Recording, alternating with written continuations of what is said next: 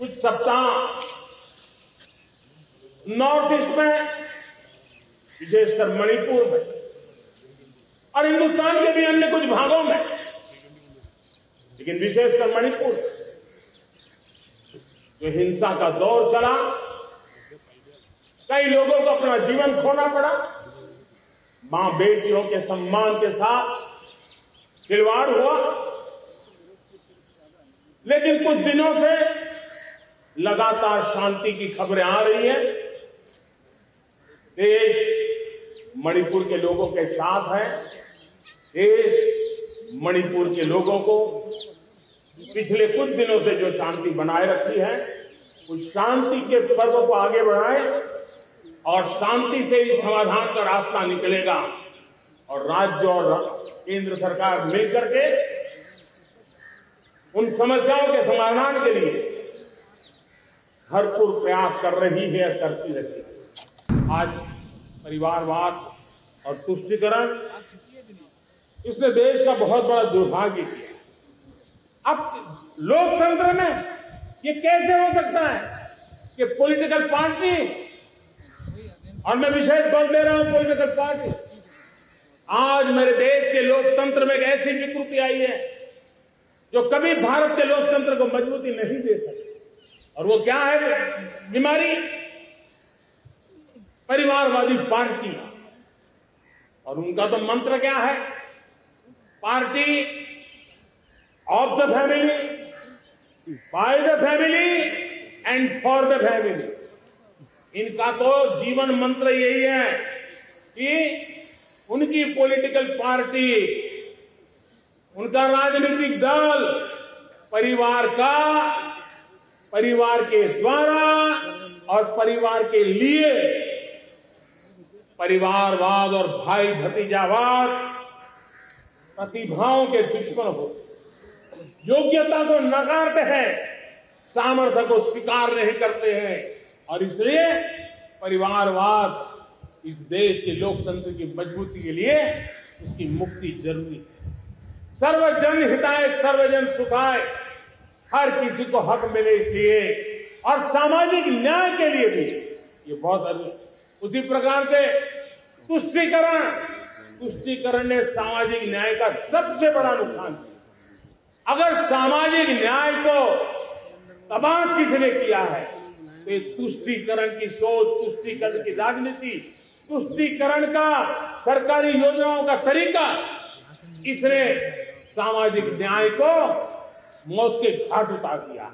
2019 में परफॉर्मेंस के आधार पर आप सबने मुझे फिर से आशीर्वाद दिया,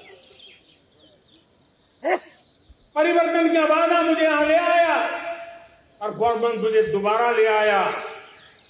और आने वाले 5 साल अभूतपूर्व विकास के 2047 के सपने को साकार करने का सबसे बड़ा स्वर्णिम पल आने वाले 5 साल है। और अगली बार 15 अगस्त को इसी लाल किले से मैं आपको देश की उपलब्धियां, आपके सामर्थ्य, आपके संकल्प, उसमें हुई प्रगति, उसकी जो सफलता है, उसके गौरवगान, उससे भी अधिक आत्मविश्वास के सामने आपके सामने मैं प्रस्तुत करूंगा। 25 साल से चर्चा हो रही थी कि देश में नई संसद बने। पार्लियामेंट का कोई सत्र ऐसा नहीं था नई संसद के। ये मोदी है, समय के पहले नई संसद बना करके रख दिया मेरे प्यारे भाई। ये काम करने वाली सरकार है, निर्धारित लक्ष्यों को पार करने वाली सरकार है। ये नया भारत है, ये आत्मविश्वास से भरा हुआ भारत है। ये संकल्पों को चरितार्थ करने के लिए जी जान से जुटा हुआ भारत है। और इसलिए ये भारत न रुकता है, ये भारत न थकता है, ये भारत न हाँफता है और न ही ये भारत हारता है।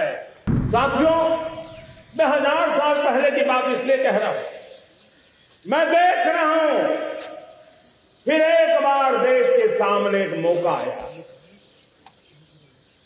इस ऐसे कालखंड में हम जी रहे हैं, ऐसे कालखंड में हमने प्रवेश किया है और ये हमारा सौभाग्य है कि भारत के ऐसे अमृत काल में, ये अमृत काल का पहला वर्ष है।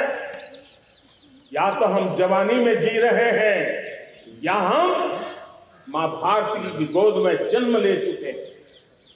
और ये कालखंड, मेरे शब्द लिख करके रखिए मेरे प्यारे परिवारजनों, इस कालखंड में जो हम करेंगे, जो कदम उठाएंगे, जितना त्याग करेंगे, तपस्या करेंगे, सर्वजन हिताय सर्वजन सुखाय, एक के बाद एक फैसले लेंगे, आने वाले 1000 साल का देश का स्वर्णिम इतिहास उससे अंकुरित होने वाला है। मैं कहना चाहूंगा 2014 में आपने एक मजबूत सरकार बनाई और मैं कहता हूं 2014 में और 2019 में आपने एक सरकार फॉर्म की तो मोदी में रिफॉर्म करने की हिम्मत आई। आपने ऐसी सरकार फॉर्म की कि मोदी को रिफॉर्म की हिम्मत आई।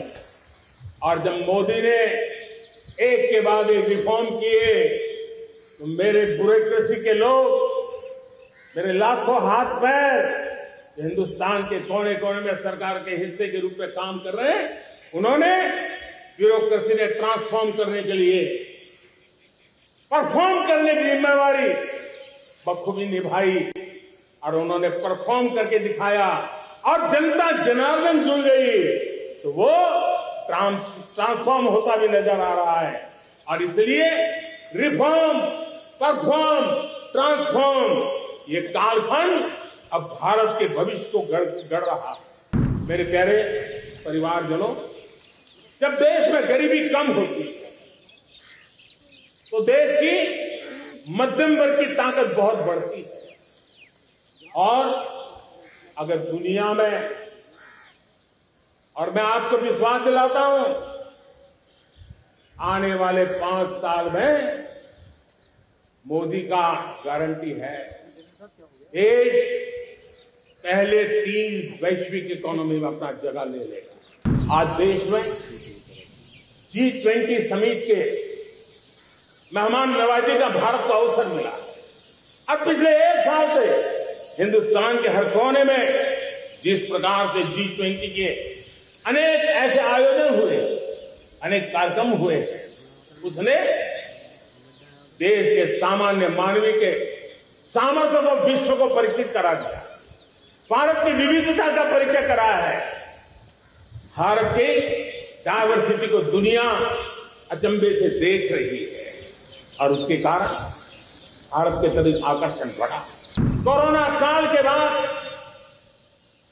दुनिया एक नए सिरे से सोचने लगी और मैं विश्वास से देख रहा हूं कि जिस प्रकार से द्वितीय महायुद्ध के बाद, द्वितीय विश्व युद्ध के बाद दुनिया ने एक नया वर्ल्ड ऑर्डर